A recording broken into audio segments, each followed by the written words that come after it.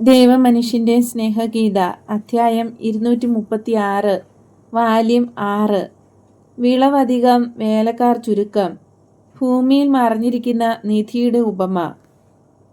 Merom തടാകത്തിൽ നിന്നും ഗലീലിയ തടാകത്തിലേക്കുള്ള വഴിയിലാണ് ഈശോ.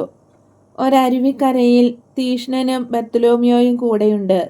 3 പേരും കൂടെ 2 എതിർദിശകളിൽ നിന്ന് എത്താനുള്ള മറ്റുള്ളവരെ കാത്തിരിക്കുന്നതായി തോന്നുന്നു.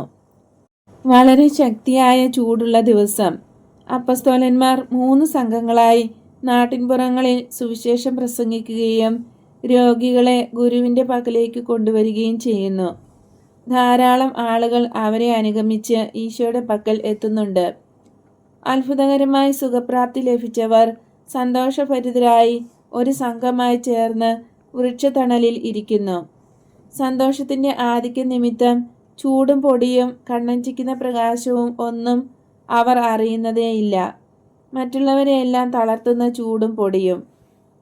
യൂദാസ് തദേവുസിന്റെ നേതൃത്വത്തിലുള്ളവരാണ് ആദ്യം ഈശോയുടെ അടുത്ത് എത്തുന്നത്. എല്ലാവരും വളരെ ക്ഷീണിതരാണ്. അവസാനം വന്നവർ പത്രോസിന്റെ നേതൃത്വത്തിലുള്ളവരാകുന്നു. അവർ കൊറാസീമിലും ബെത്സൈദായിലുമുള്ള ആളുകളാണ്. ഗുരുവേ, ഞങ്ങൾ ജോലി തീർത്തു. വളരെ സംഘങ്ങൾ വരേണ്ടതായിരുന്നു. നിനക്ക് തന്നെ കാണാമല്ലോ, ഇത്ര ദൂരം നടക്കുക എന്നത് അസാധ്യം. എന്താ ചൂട്! അപ്പോൾ ഇനി എന്താണ് ചെയ്യുക? ഞങ്ങൾ കൂടുതൽ ചെയ്യാൻ തുടങ്ങുമ്പോൾ ലോകത്തിന് വിസ്താരം കൂടിക്കൂടി വരുന്നത് പോലെയുണ്ട്. ചിതറിക്കിടക്കുന്ന ഗ്രാമങ്ങൾ തമ്മിലുള്ള അകലം വർദ്ധിക്കുന്നത് പോലെയും. ഗലീലിയ ഇത്രയും വിസ്താരമുള്ളതാണെന്ന് ഞാൻ മനസ്സിലാക്കിയിരുന്നില്ല. നമ്മൾ ഗലീലിയായുടെ ഒരു മൂലയിലാണ്, വെറും ഒരു മൂല. എന്നിട്ടും ഈ നാട്ടിൽ സുവിശേഷം പ്രസംഗിച്ച് പൂർത്തിയാക്കാൻ ഞങ്ങൾക്ക് കഴിയുന്നില്ല. എത്ര വിസ്തൃതം! എത്രയധികം ആളുകൾക്കാണ് നിന്നെ ആവശ്യമുള്ളത്! പത്രോസ് നെടുനിശ്വാസം ഉതിർക്കുന്നു. ലോകമല്ല വിസ്തൃതമാകുന്നത്, നമ്മുടെ ഗുരുവിനെക്കുറിച്ചുള്ള അറിവാണ് പരക്കുന്നത്. തദേവൂസ് മറുപടി പറയുന്നു. അതെ, അത് ശരിയാണ്. എത്രയധികം ആളുകളാണ്! പലരും ഇന്ന് രാവിലെ മുതൽ നമ്മെ അനുഗമിക്കുകയായിരുന്നു. ചൂട് ശക്തിയായപ്പോൾ ഒരു മരക്കൂട്ടത്തിന് അടിയിൽ അഭയം പ്രാപിച്ചു. അപ്പോൾ സന്ധ്യാസമയമായിട്ട് പോലും ചൂട് നിമിത്തം വളരെ വിഷമകരമാണ്. ഈ പാവപ്പെട്ട മനുഷ്യരെല്ലാം അവരുടെ വീടുകളിൽ നിന്ന് നമ്മളെക്കാൾ വളരെ ദൂരെയാണ്. നമ്മുടെ ജോലി അങ്ങനെ വളർന്നു വന്നാൽ നമ്മൾ എന്തു ചെയ്യുമെന്ന് അറിഞ്ഞുകൂടാ. സെബദീപുത്രൻ ജെയിംസ് പറയുന്നു. തിഷ്രി മാസത്തിൽ ഇടയന്മാരും വരും. അവരെ പ്രോത്സാഹിപ്പിക്കാനായി ആൻഡ്രു പറയുന്നു. അതെ, ഇടയന്മാർ, ശിഷ്യർ. എത്ര രസപ്രദം! പറയാൻ നല്ലത്. എന്നാൽ അവർക്ക് ഇത്രയും മാത്രം പറയാൻ കഴിയും. ഈശോയാണ് രക്ഷകൻ, അവൻ അവിടെയുണ്ട്, മറ്റൊന്നുമല്ല. പത്രോസ് പറയുന്നു. അവനെ എവിടെയാണ് കണ്ടെത്തുക എന്നെങ്കിലും ആളുകൾ അറിയണം. അതിനു പകരം ഇപ്പോൾ നമ്മൾ ഇവിടെ വരികയാണെങ്കിൽ അവർ തള്ളിക്കയറി അവിടെ വരും. അവർ അവിടെ വരുമ്പോൾ നമ്മൾ അങ്ങോട്ട് പോകും. അങ്ങനെ അവർ നമ്മുടെ പിന്നാലെ ഓടി നടക്കേണ്ടി വരും. കുട്ടികളും രോഗികളും ഉള്ളപ്പോൾ ഇതത്ര നല്ലതല്ല. ഈശോ പറയുന്നു. പത്രോസേ, നീ പറയുന്നത് ശരിയാണ്. ഈ ആളുകളോടും ഇവരുടെ ആത്മാക്കളോടും എനിക്ക് സഹതാപം തോന്നുന്നു. ചില സന്ദർഭങ്ങളിൽ പലർക്കും എന്നെ കാണാൻ സാധിക്കുകയില്ലെന്നുള്ളത് പരിഹരിക്കാൻ പാടില്ലാത്ത ദൗർഭാഗ്യത്തിന് കാരണമാകാൻ പാടുണ്ട്. എന്നെക്കുറിച്ചുള്ള സത്യത്തെപ്പറ്റി ഇപ്പോഴും തീർച്ചയില്ലാത്തവർ എത്ര ക്ഷീണിതരും ചഞ്ചലചിത്തരുമാണെന്ന് കാണുക. എൻ്റെ വാക്കുകളുടെ രുചി അറിഞ്ഞവർ എത്രമാത്രം വിശക്കുന്നവരാണ്. അതില്ലാതെ അവർക്ക് ഒട്ടും മുന്നോട്ട് പോകുവാൻ സാധ്യമല്ല. മറ്റൊരു വാക്കിനും അവരെ തൃപ്തിപ്പെടുത്താൻ കഴിയുകയില്ല. ഒരുമിച്ച് കൊണ്ടു നടക്കാനും നല്ല നല്ല മേച്ചിൽപ്പുറങ്ങളിലേക്ക് ആടുകളെ നയിക്കാനും ഇടയനില്ലാത്ത അലഞ്ഞു നടക്കുന്ന ആടുകളെപ്പോലെയാണവർ. ഞാൻ അതെല്ലാം കാണുന്നുണ്ട്. നിങ്ങളുടെ ആത്മീയവും ധാർമ്മികവും ശാരീരികവുമായ കഴിവുകൾ കൊണ്ട് എന്നെ സഹായിക്കണം. നിങ്ങൾ വലിയ സംഘങ്ങളായി ഇനി പോകേണ്ട. 2 പേർ വീതം പോയാൽ മതി. ഏറ്റവും ഉത്തമരായിട്ടുള്ള ശിഷ്യരെയും 2 പേർ വീതമായി അയക്കും. കാരണം കൊയ്ത്ത് വളരെ മെച്ചമാണ്. ഓ, ഈ വലിയ ദൗത്യത്തിനായി വേനൽക്കാലത്ത് നിങ്ങളെ ഞാൻ പരിശീലിപ്പിക്കും. തമൂസ് മാസത്തിൽ ഐസക് എൻ്റെ ഉത്തമ ശിഷ്യരോടുകൂടെ വന്നു ചേരും. അപ്പോൾ ഞാൻ നിങ്ങൾക്ക് പരിശീലനം നൽകും. എന്നിരുന്നാലും നിങ്ങൾക്ക് മതിയാകുകയില്ല. എന്തെന്നാൽ കൊയ്ത്ത് വളരെ, വേലക്കാർ ചുരുക്കം. അതുകൊണ്ട് വേലക്കാരെ അയക്കാനായി കൊയ്ത്തിന്റെ നാഥനോടും പ്രാർത്ഥിക്കുക. അതെ എൻ്റെ കർത്താവേ, എന്നാൽ നിന്നെ അന്വേഷിക്കുന്നവരുടെ എണ്ണത്തിന് അതുകൊണ്ട് മാറ്റമൊന്നും ഉണ്ടാവുകയില്ല. അൽഫേയൂസിന്റെ മകൻ ജെയിംസ് പറയുന്നു. എന്തുകൊണ്ടാണത് സഹോദരാ? കാരണം ജീവന്റെ വചസ്സുകളും തത്വങ്ങളും ഒന്നുമല്ല അന്വേഷിക്കുന്നത്. അവരുടെ അധമമോ ഉത്തമമോ ആയ അംശങ്ങളിൽ സാത്താനോ ജീവിതമോ വരുത്തിവെച്ച രോഗങ്ങൾ സുഖമാക്കപ്പെടണമെന്നതാണ് അവരുടെ ആവശ്യം. അത് നിനക്ക് മാത്രമേ സാധിക്കുകയുള്ളൂ. കാരണം ശക്തി നിന്റേതാണ്. എന്നോടുകൂടെ ഒന്നായിരിക്കുന്നവർക്ക് ഞാൻ ചെയ്യുന്നതെല്ലാം ചെയ്യാൻ സാധിക്കും. അങ്ങനെ പാവപ്പെട്ടവരെ അവരുടെ ദുരിതങ്ങളിൽ സഹായിക്കാൻ കഴിയും. എന്നാൽ അത് ചെയ്യുന്നതിനാവശ്യമായവ നിങ്ങൾക്ക് ഇതുവരെ ലഭിച്ചിട്ടില്ല. നിങ്ങളുടെ മനുഷ്യപ്രകൃതിയെ ചവിട്ടി താഴ്ത്തി നിങ്ങളെ തന്നെ ജയിക്കുന്നതിനായി പരിശ്രമിക്കുക. അങ്ങനെ നിങ്ങളുടെ അരൂപി വിജയിക്കട്ടെ. എൻ്റെ വാക്കുകൾ മാത്രം സ്വാംശീകരിക്കാതെ എൻ്റെ അരൂപി സ്വാംശീകരിക്കുക. നിങ്ങളെ തന്നെ പവിത്രീകരിക്കുക. അപ്പോൾ നിങ്ങൾക്ക് എല്ലാം ചെയ്യാൻ സാധിക്കും. ഇനി നമുക്ക് അവിടെ കാത്തു നിൽക്കുന്നവരുടെ പക്കലേക്ക് പോകാം. ഞാൻ ദൈവവചനം അവരോട് സംസാരിക്കാതെ അവർ പോകാൻ ആഗ്രഹിക്കുന്നില്ല.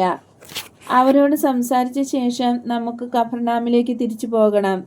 കാരണം അവിടെയും നമ്മെ കാത്തു നിൽക്കുന്ന ആളുകളുണ്ടായിരിക്കും. ഗുരുവേ, ഫരിസേയന്റെ ഭവനത്തിൽ വച്ച് മേരി മഗ്ദലന അവളോട് ക്ഷമിക്കണമെന്ന് അങ്ങയോട് പറഞ്ഞു എന്ന് കേട്ടു. അത് ശരിയാണോ? അത് ശരിയാണ് തോമസേ. അവിടുന്ന് അവളോട് ക്ഷമിച്ചോ? ഫിലിപ്പ് ചോദിക്കുന്നു. ഞാൻ ക്ഷമിച്ചു. നീ തെറ്റാണ് ചെയ്തത്, ബർത്തലോമിയോ ആശ്ചര്യത്തോടെ പറഞ്ഞു. എന്തുകൊണ്ട്? അവൾ ഉള്ളറിഞ്ഞ് പശ്ചാത്തപിച്ചു. ക്ഷമിക്കപ്പെടാൻ അർഹത അവൾക്കുണ്ട്. ആ ഭവനത്തിൽ വച്ച് പരസ്യമായി നീ ക്ഷമിക്കാൻ പാടില്ലായിരുന്നു, കറിയോത്തുകാരൻ ഒരു ശാസന എന്ന പോലെ പറഞ്ഞു. എന്നാൽ എനിക്ക് എവിടെയാണ് തെറ്റിപ്പോയതെന്ന് മനസ്സിലാകുന്നില്ല. ഇതാണ് കാര്യം. ഈ പ്രീശൻ ആരാണെന്നും അവരുടെ തല നിറയെ ദുരാരോപണങ്ങളാണെന്നും അവരെങ്ങനെ നിന്നെ നിരീക്ഷിക്കുകയും വെറുക്കുകയും ചെയ്യുന്നുവെന്നും നിനക്കറിയാം. എന്നിട്ടും നീ ഒരു വേശ്യയെ വിളിച്ചു വരുത്തി ആ ഭവനത്തെ കളങ്കപ്പെടുത്തുകയും നിന്റെ സുഹൃത്തായ സൈമണിന് ഉതപ്പിന് കാരണമാകുകയും ചെയ്തു. ഞാൻ അവളെ വിളിച്ചില്ല, അവൾ വന്നു. അവൾ വേശ്യയല്ലായിരുന്നു. അവൾ പശ്ചാത്തപിച്ചതിനാൽ സംഗതിയാകെ വ്യത്യാസപ്പെട്ടു. മുമ്പ് അവളെ ആഗ്രഹിച്ചപ്പോഴും അവളെ സമീപിച്ചപ്പോഴും അവർക്ക് ഓക്കാനമില്ലായിരുന്നെങ്കിൽ അവൾ ആ ഭവനത്തിൽ പ്രവേശിച്ച് എൻ്റെ പാദത്തിങ്കൽ മുട്ടുകുത്തി കരഞ്ഞുകൊണ്ട് അവളെ തന്നെ കുറ്റപ്പെടുത്തി കണ്ണീരുകൊണ്ട് പരസ്യ കുമ്പസാരം നടത്തി അവളെ തന്നെ എളിമപ്പെടുത്തുന്നത് കണ്ടപ്പോൾ അവർക്ക് വെറുപ്പ് ഉണ്ടാകേണ്ടതില്ലായിരുന്നു. അവൾ വെറും മാംസമല്ല, ഒരാത്മാവാണ്. ഒരു വലിയ അത്ഭുതം കൊണ്ട് ഫരിസേയനായ സൈമണിന്റെ ഭവനം പൗത്രീകരിക്കപ്പെട്ടു. ഒരാത്മാവിന്റെ ഉയിർപ്പ് എന്ന അത്ഭുതം.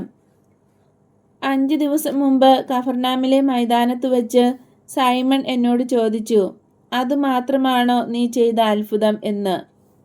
തീർച്ചയായും അല്ല എന്നയാൾ തന്നെ പറയുകയും ഒരത്ഭുതം കാണാനുള്ള ആഗ്രഹം പ്രകടിപ്പിക്കുകയും ചെയ്തു. ഒരത്ഭുതം ഞാൻ അവന് നൽകി. ഒരാത്മാവ് കൃപാവരത്തോടെ വിവാഹ വാഗ്ദാനം ചെയ്യുന്നതിന് സാക്ഷിയായി. ഇടക്കാരനായി ഞാൻ അവനെ തിരഞ്ഞെടുത്തു. അതേക്കുറിച്ച് അവൻ അഭിമാനം കൊള്ളേണ്ടതാണ്. അതിനു പകരം അവന് ഇടർച്ചയുണ്ടാക്കുകയാണ് ചെയ്തത്. ഒരുപക്ഷെ നിനക്ക് ഒരു സ്നേഹിതൻ നഷ്ടമായിട്ടുണ്ടാകും. ഞാൻ ഒരാത്മാവിനെ കണ്ടെത്തിയിരിക്കുന്നു. ഒരാത്മാവിന് ദൈവത്തിൻ്റെ പ്രീതി നേടിക്കൊടുക്കാൻ ഞാൻ ഒരു മനുഷ്യൻ്റെ സ്നേഹം നഷ്ടപ്പെടുത്തുന്നത് കാര്യമാക്കാനില്ല. ഇതുകൊണ്ട് ഒരു ഉപകാരവുമില്ല. നിന്നെക്കൊണ്ട് മാനുഷികമായ വീക്ഷണത്തിലൂടെ കാര്യങ്ങൾ പരിഗണിപ്പിക്കാൻ ഞങ്ങൾക്കാവില്ല. ഗുരുവേ, ഞങ്ങൾ ഭൂമിയിലാണ്, അതോർക്കുക. ഇവിടെ നടപ്പിലിരിക്കുന്നത് ലോകത്തിൻ്റെ ആശയങ്ങളും നിയമങ്ങളുമാണ്. നീ സ്വർഗീയമായ രീതിയിലാണ് പ്രവർത്തിക്കുന്നത്. നിന്റെ ഹൃദയത്തിലെ സ്വർഗത്തിൽ നീ ജീവിക്കുന്നു. നീ എല്ലാം സ്വർഗീയ വെളിച്ചത്തിൽ കാണുന്നു. എൻ്റെ പാവപ്പെട്ട ഗുരുവേ, ദുഷ്ടരായ ഞങ്ങളുടെ ഇടയിൽ ജീവിക്കുന്നതിന് ദൈവികനായ നീ എത്രയോ യോഗ്യതയില്ലാത്തവനാണ്. ഈശോയെ ആലിംഗനം ചെയ്തുകൊണ്ടാണ് യൂദാസ് ഇത് പറയുന്നത്. വിസ്മയപൂരിതനും അതേസമയം നിരാശനുമായ അപ്പസ്തോലൻ ഇങ്ങനെ പറഞ്ഞ് അവസാനിപ്പിക്കുകയാണ്: എനിക്ക് ഖേദമാണ്, കാരണം അധികം പരിപൂർണത കൊണ്ട് നീ വളരെയധികം ശത്രുക്കളെ ഉണ്ടാക്കിയിരിക്കുന്നു. യൂദാസേ, നീ വിഷമിക്കേണ്ട, ഇത് ഇപ്രകാരമായിരിക്കണമെന്ന് എഴുതപ്പെട്ടിരിക്കുന്നു. എന്നാൽ സൈമണിന് വിഷമമായി എന്ന് നീ എങ്ങനെ അറിഞ്ഞു? അവന് വിഷമം വന്നെന്ന് എന്നോട് പറഞ്ഞില്ല. എന്നാൽ അത് വേണ്ടായിരുന്നെന്ന് തോമസിനെയും എന്നെയും അവൻ മനസ്സിലാക്കി. സത്യസന്ധരായി ജീവിക്കാൻ മാത്രം പ്രവേശിക്കുന്ന ആ ഭവനത്തിലേക്ക് നീ അവളെ ക്ഷണിക്കേണ്ടതില്ലായിരുന്നു. കൊള്ളാം, സൈമണിൻ്റെ വീട്ടിൽ പ്രവേശിക്കുന്നവരുടെ സത്യസന്ധതയെക്കുറിച്ചുള്ള ചർച്ച വിട്ടുകളയുന്നതായിരിക്കും ഭേദം, പത്രോസ് പറയുന്നു. എനിക്ക് പറയാൻ കഴിയും, വേശ്യകളുടെ വിയർപ്പ് പല പ്രാവശ്യം തറയിലും മേശയിലും അതിനപ്പുറത്ത് മുറിയിലും വീണിട്ടുണ്ടെന്ന് മാത്യു പറയുന്നു. എന്നാൽ പരസ്യമായിട്ടല്ല, യൂദാസ് തിരിച്ചടിച്ചു. അല്ല, കാപട്യം അത് മൂടിവച്ചു. അപ്പോൾ വ്യത്യാസമുണ്ടെന്ന് നിനക്ക് കാണാൻ സാധിക്കും. എൻ്റെ പാപജീവിതം അവസാനിപ്പിക്കാൻ പോകുന്നു എന്ന് പറയുന്ന വേശ്യയും നിന്റെ കൂടെ പാപം ചെയ്യുന്നതിന് ഇതാ ഞാൻ എന്ന് പറയുന്നവളും തമ്മിൽ വ്യത്യാസമുണ്ട്. മാത്യു പറഞ്ഞത് ശരിയാണ്, അവരെല്ലാവരും സമ്മതിക്കുന്നു. തീർച്ചയായിട്ടും അവൻ പറഞ്ഞത് ശരിയാണ്. പക്ഷേ നമ്മൾ ചിന്തിക്കുന്നത് പോലെ അവൻ ചിന്തിക്കില്ല. നമ്മൾ അവരുമായി ഒരു ഒത്തുതീർപ്പിൽ എത്തുകയും അവരുമായി സൗഹൃദത്തിലായിരിക്കാൻ അവരുടെ രീതി അനുസരിച്ച് നമ്മെ തന്നെ ഒന്ന് ക്രമീകരിക്കുകയും വേണം. ഇല്ല യൂദാസേ, ഒരിക്കലുമില്ല. സത്യം, ആത്മാർത്ഥത, സന്മാർഗിക ജീവിതം എന്നിവയിൽ ഒരിക്കലും ഒത്തുതീർപ്പോ ക്രമീകരണമോ ഇല്ല. ഇടിനാദം പോലെ ഈശോയുടെ ഉത്തരം. എന്തായാലും ഞാൻ ശരിയായി ചെയ്തു, ഒരു നല്ല ഉദ്ദേശ്യത്തിനായി ചെയ്തു, അത് മതി. നമുക്ക് പോയി നമ്മെ കാത്തു നിൽക്കുന്ന ക്ഷീണിതരായ ആളുകളെ പറഞ്ഞയക്കാം. വൃക്ഷത്തണലിൽ ഈശോയുടെ വരവ് നോക്കി കാത്തിരിക്കുന്ന ആളുകളുടെ അടുക്കിലേക്ക് ഈശോ പോകുന്നു. ഇത്രയും ബുദ്ധിമുട്ടുള്ള ഈ ദിവസങ്ങളിൽ അനേകം മൈൽ നടന്ന് സുവിശേഷം ശ്രവിക്കാൻ വന്നിരിക്കുന്ന നിങ്ങൾക്കെല്ലാവർക്കും സമാധാനം. ഞാൻ ഗൗരവമായി പറയുന്നു, ദൈവരാജ്യം എന്താണെന്ന് മനസ്സിലാക്കാൻ നിങ്ങൾ ആരംഭിച്ചു കഴിഞ്ഞു. അത് സ്വന്തമാക്കുക എത്ര വിലപ്പെട്ടതാണെന്നും നിങ്ങൾ മനസ്സിലാക്കാൻ തുടങ്ങിയിട്ടുണ്ട്. ജോലി ചെയ്യുന്നത് ഒരു ഭാരമായി കണക്കാക്കുന്ന നിങ്ങളെപ്പോലെയല്ല. നിങ്ങൾ ജോലി ഒരു ബുദ്ധിമുട്ടായി വിചാരിക്കുന്നില്ല. കാരണം നിങ്ങൾ ആത്മാവിനാൽ ഭരിക്കപ്പെടുന്നു. ആത്മാവ് ജഡത്തോട് ഇങ്ങനെ പറയുന്നു: സന്തോഷിക്കുക, കാരണം ഞാൻ നിന്നെ ഞെരുക്കുന്നു. നിന്റെ സ്വന്തം സന്തോഷത്തിനു വേണ്ടി ഞാൻ ഇത് ചെയ്യുന്നു. ഉയിർത്തെഴുന്നേൽപ്പിന് ശേഷം ഞാൻ നിന്നോടുകൂടെ ചേരുമ്പോൾ നിന്നെ ഞെരുക്കിയതിന് നീ എന്നെ സ്നേഹിക്കുകയും നിന്റെ രണ്ടാമത്തെ രക്ഷകനായി നീ എന്നെ കാണുകയും ചെയ്യും. നിങ്ങളുടെ ആത്മാക്കൾ അങ്ങനെ പറയുകയില്ലേ? തീർച്ചയായും പറയും. ഞാൻ കുറച്ചുനാൾ മുമ്പ് നിങ്ങളോട് പറഞ്ഞ ആ ഉപമകൾ ആസ്പദമാക്കി പ്രവർത്തിക്കുക. നിങ്ങളെ കാത്തിരുന്ന വിലമതിക്കാൻ പാടില്ലാത്ത സ്വർഗരാജ്യത്തെ കൂടുതലായി സ്നേഹിക്കുന്നതിന് ഞാൻ കൂടുതൽ വെളിച്ചം നൽകാം. ശ്രദ്ധിച്ചു കേൾക്കൂ. ഒരു മനുഷ്യൻ അയാളുടെ അടുക്കളത്തോട്ടത്തിലെ ആവശ്യത്തിന് കുറെ മണ്ണെടുക്കാൻ ഒരു വയലിലേക്ക് പോയി. തറഞ്ഞു കിടന്ന മണ്ണ് കുറെ ബുദ്ധിമുട്ടി കിളച്ചുകൊണ്ടിരുന്നപ്പോൾ വിലപിടിപ്പുള്ള ലോഹനിർമ്മിതമായ ഒരു പാത്രം തിളങ്ങുന്നു. അയാൾ എന്താണ് ചെയ്തത്? കുഴിച്ചിടത്തോളം മണ്ണിട്ട് മൂടി, മുകളെല്ലാം നിരപ്പാക്കി. വീട്ടിൽ ചെന്ന് അവനുണ്ടായിരുന്ന സ്വത്തെല്ലാം, പണവും വസ്തുക്കളും സംഭരിച്ച് എല്ലാം വിറ്റു. അതിനുശേഷം വയലിൻ്റെ ഉടമയുടെ പക്കൽ ചെന്ന് പറഞ്ഞു: എനിക്ക് നിന്റെ വയൽ വാങ്ങാൻ ഇഷ്ടമാണ്, അത് വാങ്ങാൻ ആഗ്രഹിക്കുന്നു. നിനക്ക് എത്ര പണം വേണം? ഞാൻ അത് വിൽക്കുന്നില്ല, ഉടമ മറുപടി പറഞ്ഞു. ആ വയലിന് ചേരാത്ത വിധം അത്രയധികം വില ഇയാൾ പറഞ്ഞു. അവസാനം ഉടമസ്ഥനെ ബോധ്യപ്പെടുത്താൻ അയാൾക്ക് കഴിഞ്ഞു. ഉടമസ്ഥൻ വിചാരിച്ചു, ഈ മനുഷ്യന് ഭ്രാന്തായിരിക്കും. അങ്ങനെയെങ്കിൽ ഞാൻ ഈ സാഹചര്യത്തിൽ നിന്ന് മുതലെടുക്കും. അയാൾ തരുന്ന പണം ഞാൻ സ്വീകരിക്കും. അത് പിടിച്ചുപറിയല്ലല്ലോ, അയാൾ നിർബന്ധിച്ച് തരുന്നതാണ്. ഈ പണം കൊണ്ട് ഇതിനേക്കാൾ മെച്ചമായ 3 വയൽ എനിക്ക് വാങ്ങാം. അയാൾ ഒരു നല്ല കച്ചവടം നടത്തിയെന്ന് സംതൃപ്തനായി. വാസ്തവത്തിൽ വയൽ വാങ്ങിയ ആളാണ് മെച്ചമായ കച്ചവടം നടത്തിയത്. കാരണം കള്ളന്മാർ മോഷ്ടിക്കാവുന്നതും നഷ്ടപ്പെടുകയും ഉപയോഗിച്ച് തീർന്നു പോകുകയും ചെയ്യാവുന്നതാണ് അയാൾ ഉപേക്ഷിച്ചത്. അങ്ങനെ യഥാർത്ഥത്തിലുള്ളതും പ്രകൃതിദത്തവും തീർന്നു പോകാത്തതുമായ സമ്പത്ത് അയാൾക്ക് ലഭിച്ചു. കുറച്ചു കാലത്തേക്ക് ഈ വയലല്ലാതെ മറ്റൊന്നും അയാൾക്കുണ്ടായിരിക്കില്ലെങ്കിലും അത് വാങ്ങാൻ അയാൾ എല്ലാം ത്യജിച്ചത് ഒരു വലിയ കാര്യമാണ്. കാരണം ആ വയലിൽ മറിഞ്ഞു കിടക്കുന്ന നിധി എന്നേക്കും അയാളുടെ സ്വന്തമായി കഴിഞ്ഞു. നിങ്ങൾക്ക് ഇതെല്ലാം മനസ്സിലായല്ലോ. ഈ ഉപമയിലെ ബുദ്ധിമാനായ മനുഷ്യനെ പോലെ പെരുമാറുക. ദേവരാജ്യം ലഭിക്കുന്നതിന് ക്ഷണികമായ ധനമെല്ലാം ഉപേക്ഷിക്കുക. അവയെല്ലാം ലോകത്തിലെ വിഡ്ഢികൾക്ക് വിൽക്കുകയോ കൊടുക്കുകയോ ചെയ്യൂ. അവർ നിങ്ങളെ പരിഹസിക്കട്ടെ. കാരണം നിങ്ങൾ ചെയ്യുന്നത് വിഡ്ഢിത്തമാണെന്ന് അവർ കരുതുന്നു. എങ്കിലും നിങ്ങൾ അത് ചെയ്യുക. കാരണം സ്വർഗരാജ്യത്തിൽ നിങ്ങൾക്കുള്ള സ്ഥാനം തരുന്നതിൽ സ്വർഗത്തിലുള്ള നിങ്ങളുടെ പിതാവ് സന്തോഷിക്കും. സാബത്ത് ആരംഭിക്കുന്നതിന് മുമ്പ് നിങ്ങളുടെ വീടുകളിലേക്ക് തിരിച്ചു പോകുക. കർത്താവിൻ്റെ ദിവസം സ്വർഗരാജ്യമാകുന്ന ഉപമയെപ്പറ്റി ധ്യാനിക്കുക. സമാധാനം നിങ്ങളോടുകൂടെ. നേരം സന്ധ്യയായി. ഈശോ കഫർനാമിലേക്ക് പോകുന്നു. ജനം ഗ്രാമപാതകളിലൂടെയും പ്രധാന റോഡിലൂടെയും നടന്നിറങ്ങുകയാണ്. കഫർനാമിലെത്തിയപ്പോൾ രാത്രിയായി. നിലാവുള്ള രാത്രി. അവർ പട്ടണം കുറുകെ കടന്നു. കല്ല് പാകിയിട്ടുണ്ടെങ്കിലും നിരപ്പില്ലാത്ത റോഡുകളിൽ കാര്യമായ വെളിച്ചമില്ല. അവർ മൗനമായി അടുക്കളത്തോട്ടത്തിലൂടെ വീട്ടിലേക്ക് കയറി. എല്ലാവരും ഉറക്കം പിടിച്ചെന്നാണ് കരുതിയത്. എന്നാൽ അടുക്കളയിൽ ഒരു വിളക്ക് കത്തിച്ചു വച്ചിട്ടുണ്ട്. 3 പേരുടെ നിഴൽ ഭിത്തിയിൽ കാണുകയും ചെയ്യുന്നു. ഗുരുവേ, നിനക്കായി ആരോ കാത്തിരിക്കുകയാണ്. ഇതുപോലെ തുടരാൻ സാധ്യമല്ല. നീ വളരെ ക്ഷീണിതനാണെന്ന് ഞാൻ അവരോട് പറയും. ആ സമയത്ത് നീ മട്ടുപ്പാവിലേക്ക് പോയിക്കൊള്ളുക. ഇല്ല സൈമൺ, ഞാൻ അടുക്കളയിലേക്ക് പോകുകയാണ്. തോമസ് അവരെ ഇവിടെ നിർത്തിയെങ്കിൽ അതിന് തക്ക കാരണം ഇവിടെ കാണും. അതേസമയം വീട്ടിനുള്ളിലുള്ളവർ ഈ അടക്കിപ്പിടിച്ചുള്ള സംസാരം കേൾക്കുന്നുണ്ട്. വീട്ടുടമയായ തോമസ് വാതിൽക്കിലേക്ക് വരുന്നു. ഗുരു, പതിവായി വന്നുകൊണ്ടിരിക്കുന്ന ആ സ്ത്രീ ഇവിടെയുണ്ട്. ഇന്നലെ സന്ധ്യ മുതൽ അവർ നിന്നെ കാത്തിരിക്കുന്നു. ഒരു വേലക്കാരനും കൂടെയുണ്ട്. പിന്നീട് താഴ്ന്ന സ്വരത്തിൽ കൂട്ടിച്ചേർക്കുന്നു, അവർ വളരെ വികാരഭരിതയായി കാണപ്പെടുന്നു. എപ്പോഴും കരയുകയാണ്. കൊള്ളാം, അവളോട് മുകളിലേക്ക് വരാൻ പറയൂ. എവിടെയാണവൾ ഉറങ്ങിയത്? അവൾക്ക് ഉറങ്ങേണ്ട എന്ന് പറഞ്ഞു. നേരം വെളുക്കാറായപ്പോൾ കുറച്ചു സമയം എൻ്റെ മുറിയിൽ കഴിച്ചുകൂട്ടി. നിന്റെ കിടക്കകളിൽ ഒന്ന് വേലക്കാരന് കൊടുത്തു. കൊള്ളാം, ഇന്ന് രാത്രിയും അവൻ അവിടെ ഉണ്ടായിക്കൊള്ളട്ടെ. നിനക്ക് എൻ്റെ കിടക്കയിൽ ഉറങ്ങാം. ഇല്ല ഗുരുവേ, ഞാൻ മട്ടുപാവിൽ വല്ല പായും വിരിച്ച് കിടന്നുകൊള്ളാം. അങ്ങനെയെങ്കിലും ഞാൻ സുഖമായി ഉറങ്ങും. ഈശോ മട്ടുപാവിലേക്ക് പോകുകയാണ്.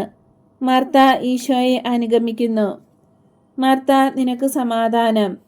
ഒരു തേങ്ങലാണ് മറുപടി. നീ ഇപ്പോഴും കരയുകയാണോ? നിനക്ക് സന്തോഷമായില്ലേ? മാർത്ത തല കുലുക്കുന്നു നിഷേധാർത്ഥത്തിൽ. എന്തു പറ്റി നിനക്ക്? എന്താ കാര്യം? മാർത്ത ഏങ്ങലടിക്കുകയാണ്. കുറേ സമയം അത് നീണ്ടു നിൽക്കുന്നു. അവസാനം അവൾ കരഞ്ഞുകൊണ്ട് പറയുന്നു, പല രാത്രികളായിട്ട് മേരി തിരിച്ചു വരുന്നില്ല. അവൾ എവിടെയാണെന്ന് ഞങ്ങൾക്ക് കണ്ടുപിടിക്കാൻ കഴിയുന്നില്ല. എനിക്കോ മാർസലിനോ നേഴ്സിനോ സാധിക്കുന്നില്ല. അവൾക്ക് വേണ്ടി വണ്ടി തയ്യാറാക്കി നിർത്താൻ പറഞ്ഞ ശേഷം പുറത്തേക്ക് പോയി. വളരെ പ്രൗഢിയായി വസ്ത്രധാരണം ചെയ്തിരുന്നു. അർത്ഥനഗ്നയായിട്ടല്ല, എങ്കിലും അത് പ്രകോപിപ്പിക്കുന്ന ഒന്നായിരുന്നു. ഓ, അവൾ ഇനി എൻ്റെ വസ്ത്രം ധരിക്കുകയില്ല. ആഭരണങ്ങളും സുഗന്ധവസ്തുക്കളും എടുത്താണ് പോയത്. കഫർനാമിലെ ആദ്യ വീടുകൾ വരെ എത്തിയപ്പോൾ ഞാൻ മറ്റുള്ളവരുടെ കൂടെ വന്നുകൊള്ളാം എന്ന് പറഞ്ഞുകൊണ്ട് വേലക്കാരനെ തിരിച്ചയച്ചു. എന്നാൽ അവൾ ഇതുവരെ തിരിച്ചു വന്നിട്ടില്ല. അവൾ ഞങ്ങളെ ചതിക്കുകയാണ് ചെയ്തത്.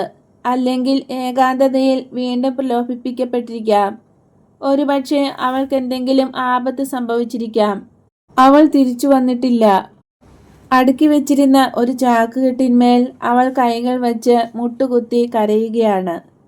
വിഷമത്തോടെ ഈശോ അവളെ നോക്കുന്നു. അധികാരത്തോടെ എന്നാൽ സാവകാശത്തിൽ അവളുടെ വിശ്വാസം ആർജിക്കുന്ന വിധത്തിൽ പറയുന്നു, കരയാതിരിക്കൂ. 3 രാത്രി മുമ്പ് മേരി എൻ്റെ അടുത്ത് വന്നിരുന്നു. എൻ്റെ പാദങ്ങളിൽ പരിമള തൈലം പൂശിയ ശേഷം അവളുടെ ആഭരണമെല്ലാം അഴിച്ച് എൻ്റെ പാദത്തിങ്കൽ വച്ചു. അങ്ങനെ അവളെ തന്നെ പ്രതിഷ്ഠിക്കുകയും ചെയ്തു. മനസ്സുകൊണ്ട് അവളുടെ വില കെടുത്തരുത്. അവൾ നിന്നേക്കാൾ മികച്ചവളായിരിക്കുന്നു. വിഷമിച്ച മുഖത്തോടെ തലയുയർത്തി മുകളിലേക്ക് നോക്കി മർത്ത ചോദിക്കുന്നു, എന്നാൽ എൻ്റെ സഹോദരി എവിടെയാണ്? എന്തുകൊണ്ടവൾ തിരികെ വീട്ടിലേക്ക് വന്നില്ല? അവൾ ആക്രമിക്കപ്പെട്ടിരിക്കുമോ? വല്ല ബോട്ടിലും കയറി യാത്രയിൽ മുങ്ങി മരിച്ചു കാണുമോ? അതോ തിരസ്കരിക്കപ്പെട്ട കാമുകന്മാർ ആരെങ്കിലും അവളെ തട്ടിക്കൊണ്ടുപോയോ? ഓ മേരി, എൻ്റെ മേരി, ഞാൻ അവളെ കണ്ടെത്തുകയും ഉടനെ തന്നെ അവൾ എനിക്ക് നഷ്ടപ്പെടുകയും ചെയ്തിരിക്കുന്നു.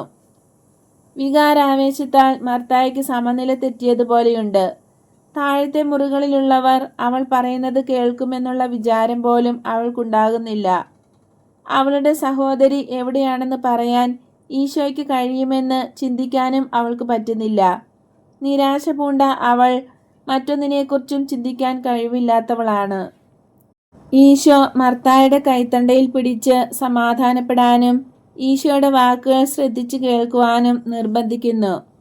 ഈശോയുടെ ഉയരം കൊണ്ടും കാന്തശക്തിയുള്ള നോട്ടം കൊണ്ടും അവളെ കീഴ്പ്പെടുത്തിക്കൊണ്ട് പറയുന്നു, ഇത് മതി, എൻ്റെ വാക്കുകൾ നീ വിശ്വസിക്കുക. നീ കുറെ കൂടെ ഔദാര്യമുള്ളവളാകാൻ ശ്രമിക്കൂ. അപ്പറഞ്ഞത് നിനക്ക് മനസ്സിലായോ? മാർത്ത ശാന്തിയാകുന്നതുവരെ അവളുടെ കരങ്ങളിൽ നിന്ന് ഈശോ പിടിവിട്ടില്ല. നിന്റെ സഹോദരി അവളുടെ ആനന്ദം ആസ്വദിക്കാൻ പോയിരിക്കുന്നു. പരിശുദ്ധമായ ഏകാന്തതയിൽ ആമഗ്നയായിരിക്കുന്നു. കാരണം രക്ഷയിലേക്ക് കടന്നു വന്നിരിക്കുന്ന ആത്മാക്കൾക്ക് സഹജമായിട്ടുള്ള വികാരഭരിതമായ വിനയത്തിൽ അവൾ നിറഞ്ഞു നിൽക്കുന്നു. അവൾ ഇപ്പോൾ ധരിച്ചിരിക്കുന്ന കൃപാവരത്തിൻ്റെ വിവാഹവസ്ത്രത്തിന്മേൽ ബന്ധുക്കളുടെ കാരുണ്യം നിറഞ്ഞതെങ്കിലും ജിജ്ഞാസാപരമായ നോട്ടം പോലും അവൾക്ക് അസഹനീയമാണ്. ഞാൻ പറയുന്നവ എല്ലായ്പ്പോഴും സത്യമാണ്. നീ എന്നെ വിശ്വസിക്കണം. ഉവ്വ് എൻ്റെ കർത്താവേ, ഞാൻ വിശ്വസിക്കുന്നു. എൻ്റെ മേരി വളരെ കാലം സാത്താൻ്റെ ഇരയായിരുന്നു. അവൻ അവളെ വീണ്ടും പിടികൂടിയിരിക്കുകയാണ്. അവൻ്റെ ഇര എന്നേക്കുമായി നഷ്ടപ്പെട്ടതിനാൽ നിന്നോട് അവൻ പകരം വീട്ടുകയാണിപ്പോൾ. നിന്നെപ്പോലെ മനഃശക്തിയുള്ള ഒരു സ്ത്രീയെ ഒരു കാരണവുമില്ലാതെ ഭയചകിതയാക്കി അവൻ്റെ ഇരയാക്കി തീർക്കുന്നത് ഞാൻ കാണണമോ? അവൾ ഇപ്പോൾ എന്നിൽ വിശ്വസിക്കുന്നത് നിമിത്തം നിന്നിൽ ഞാൻ എപ്പോഴും കണ്ടുകൊണ്ടിരിക്കുന്ന നിന്റെ നല്ല വിശ്വാസം നീ നഷ്ടപ്പെടുത്തുന്നത് ഞാൻ കാണാനിടയാകണമോ? മാർത്ത, നീ എന്നെ സൂക്ഷിച്ചു നോക്കൂ, എന്നെ ശ്രവിക്കൂ. സാത്താനെ ശ്രദ്ധിക്കരുത്. ദൈവം അവനെ പരാജയപ്പെടുത്തിയതിനാൽ ഒരു ഇരയെ ഉപേക്ഷിക്കാൻ അവൻ നിർബന്ധിതനാകുമ്പോൾ മറ്റ് ഇരകളെ പിടിക്കാൻ അവൻ തത്രപ്പാട് കാണിക്കും. കാരണം അവൻ മനുഷ്യവർഗത്തിൻ്റെ തളർച്ചയില്ലാത്ത പീഡകനും ദൈവത്തിൻ്റെ അവകാശത്തെ മോഷ്ടിക്കുന്നതിൽ സ്ഥിരോത്സാഹം കാണിക്കുന്ന കള്ളനുമാണ്. ഇത് നിനക്കറിഞ്ഞുകൂടെ? ഒരാത്മാവ് സുഖം പ്രാപിക്കുമ്പോൾ സാത്താനെ ചെറുത്തു നിൽക്കുന്ന വിശ്വാസിയായ മറ്റൊരാത്മാവിനെ കഠിനമായി പീഡിപ്പിക്കാൻ അവൻ ഒരുങ്ങുന്നുവെന്ന് നിനക്കറിഞ്ഞുകൂടെ? പ്രകൃതിയിൽ ഇപ്പോൾ കാണുന്നതും സംഭവിക്കുന്നതുമെല്ലാം അനിയന്ത്രിതമല്ലെന്നും എല്ലാം നിത്യമായ ഒരു വിധേയത്വത്തിൻ്റെയും അതിൻ്റെ അനന്തരഫലങ്ങളുടെയും നിയമങ്ങളനുസരിച്ചാണെന്നും, എന്നാൽ ഒരു വ്യക്തിയുടെ പ്രവർത്തനങ്ങൾക്ക് സ്വാഭാവികവും അതിസ്വാഭാവികവുമായ അനന്തരഫലങ്ങളുണ്ടെന്നും നിനക്കറിഞ്ഞുകൂടെ? നീ അവിടെ കരയുന്നു. കഠിനമായ ഒരു സംശയത്താൽ നീ പീഡിപ്പിക്കപ്പെടുന്നു. എങ്കിലും അന്ധകാരത്തിൻ്റെ ഈ നാഴികയിലും നീ നിന്റെ ക്രിസ്തുവിനോട് വിശ്വസ്തയായി വർത്തിക്കുന്നുണ്ട്. നിന്നിൽ നിന്ന് അധികം അകലെയല്ലാതെ, എന്നാൽ നിനക്കറിഞ്ഞുകൂടാത്ത ഒരു സ്ഥലത്താണ് മേരി. അവൾക്ക് ലഭിച്ച അനന്തമായ പാപമോചനത്തെക്കുറിച്ചുള്ള നേരിയ സംശയം പോലും അവളിൽ നിന്ന് ദൂരീകരിക്കപ്പെടുകയാണിപ്പോൾ. അവളുടെ കരച്ചിൽ പുഞ്ചിരിയായും ഇരുളിമ പ്രകാശമായും മാറുന്നു. ജീവൻ തന്നെയായ ക്രിസ്തുവിന് ജന്മം കൊടുക്കാൻ അനുഗ്രഹം ലഭിച്ച നിർമ്മലയായ അമ്മയുടെ പക്കലേക്ക് അവളെ നയിച്ചത് നീ സഹിച്ച പീഡകളാണ്. നിന്റെ സഹോദരി എൻ്റെ അമ്മയുടെ കൂടെയുണ്ട്. അമലോത്ഭയായ എൻ്റെ അമ്മയുടെ അടുത്ത് സമാധാനമുണ്ട്. ആത്മാക്കൾ വീണ്ടും ജനിക്കുന്നത് അവളുടെ അടുത്താണ്. ആ ശാന്തമായ തുറമുഖത്തെത്തുന്ന ആദ്യത്തെ ആത്മാവല്ല നിന്റെ സഹോദരി. തൻ്റെ പുത്രനോടുള്ള പ്രവൃത്തിനിരതമായ സ്നേഹം നിമിത്തം മേരിയാകുന്ന നക്ഷത്രം അതിൻ്റെ ശാന്തമായ പ്രകാശക്കതിർ വീശി നിന്റെ സഹോദരിയെ അവളുടെ മടിയിലേക്ക് വിളിച്ചു. നിന്റെ സഹോദരി നസ്രസിലുണ്ട്. അവൾ എങ്ങനെ അങ്ങോട്ട് പോയി? നിന്റെ വീടോ നിന്റെ അമ്മയെയോ അവൾക്കറിഞ്ഞുകൂടല്ലോ. തനിച്ച് രാത്രിയിൽ വാഹനമില്ലാതെ ആ വസ്ത്രം ധരിച്ച് ഇത്രയധികം ദൂരം എങ്ങനെ പോയി? എങ്ങനെയെന്നോ, ക്ഷീണിതയായ ഒരു മീവൽ പക്ഷി കൊടുങ്കാറ്റും മഞ്ഞും തരണം ചെയ്ത് കടലും മലയും പിന്നിട്ട് സ്വന്തം നാട്ടിലെ കൂട്ടിലേക്ക് തിരിച്ചു ചെന്നതുപോലെ. മീവൽ പക്ഷികൾ തണുപ്പുകാലം കഴിഞ്ഞു കൂടുന്നതിന് വിദൂര സ്ഥലങ്ങളിലേക്ക് പറക്കുന്നത് പോലെ ജന്മവാസന അവയെ നയിക്കുന്നു, ചൂട് ക്ഷണിക്കുന്നു. അവളെ ക്ഷണിച്ച പ്രകാശക്കതിരിൻ്റെ അടുക്കിലേക്ക് പോയി, സർവ്വലോക മാതാവിൻ്റെ പക്കലേക്ക്. അന്ധകാരത്തിൽ നിന്ന് എന്നേക്കുമായി പുറത്തു വന്ന് ഒരമ്മയായി എൻ്റെ അമ്മയുമായി സന്തോഷത്തോടെ നാളെ രാവിലെ അവൾ തിരിച്ചു വരുന്നത് നമ്മൾ കാണും. ഇനി ഒരിക്കലും അവൾ അനാഥയാകുകയില്ല. നിനക്കിത് വിശ്വസിക്കാൻ കഴിയുമോ? ഉവ്വ് എൻ്റെ കർത്താവേ. മാർത്ത പരിപൂർണ വിധേയത്വത്തിലേക്ക് വന്നു. അത് ഭാവത്തിൽ നിന്ന് വ്യക്തമായി. ഈശോയുടെ വാക്കുകൾ അവളെ സ്വാധീനിച്ചു. ദീർഘകായനായ ഈശോ മുട്ടുകുത്തി നിൽക്കുന്ന മാർത്തായുടെ പക്കലേക്ക് അല്പം കുനിഞ്ഞു നിന്ന് വ്യക്തമായി, എന്നാൽ സാവധാനത്തിൽ തറഞ്ഞു കയറുന്ന വിധത്തിലാണ് സംസാരിച്ചത്. അസ്വസ്ഥയായ ഈ ശിഷ്യയുടെ ആത്മാവിലേക്ക് ഈശോ തൻ്റെ ആത്മാവിനെ നിശ്വസിക്കുന്നത് പോലെ കാണപ്പെട്ടു. ഇത്രയും ശക്തിയോടെ നോക്കുന്നതും സംസാരിക്കുന്നതും വളരെ ദുർലഭമായി മാത്രമേ ഞാൻ കണ്ടിട്ടുള്ളൂ. എന്നാൽ അവസാനം എത്ര പ്രകാശവും പുഞ്ചിരിയുമാണ് ആ മുഖത്ത്. ആ പുഞ്ചിരിയും പ്രകാശവും നേരിയ വിധത്തിൽ മാർത്തായുടെ മുഖത്ത് പ്രതിഫലിച്ചു. ഇനി പോയി വിശ്രമിക്കൂ, എൻ്റെ സമാധാനത്തോടു കൂടെ വിശ്രമിക്കൂ. മാർത്ത ഈശോയുടെ കരം ചുംബിച്ച ശേഷം സന്തോഷത്തോടെ താഴത്തെ നിലയിലേക്ക് പോകുന്നു.